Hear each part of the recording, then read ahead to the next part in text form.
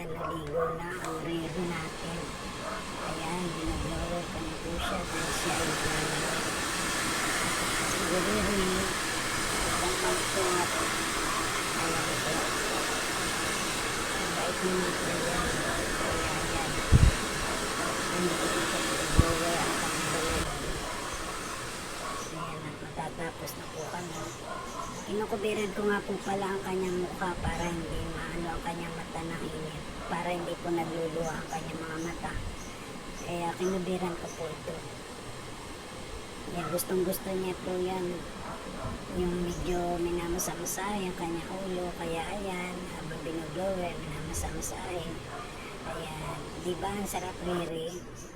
At bibihisan na nga po natin mga kaibigan.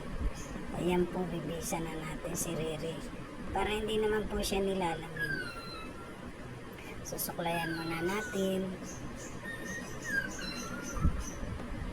Ayan, mabango na po ang ating Riri.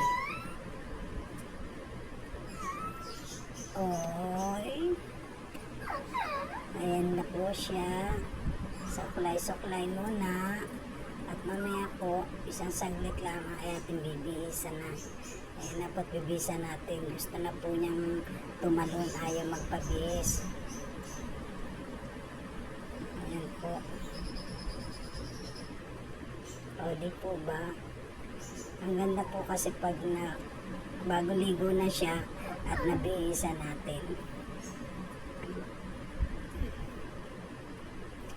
Maganda na uli ang Riri. Mabango na.